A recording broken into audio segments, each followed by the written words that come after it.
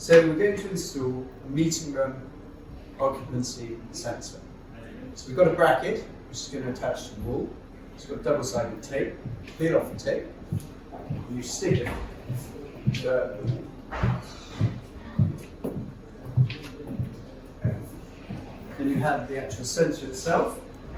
Peel off the double-sided tape and you place it at a 45-degree angle, covering the workman desk and chairs.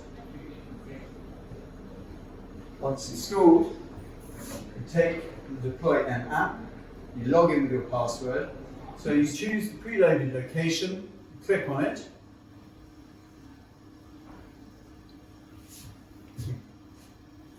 you place the scanner up to the QR code, press scan, and you can see it's been scanned, and then you save.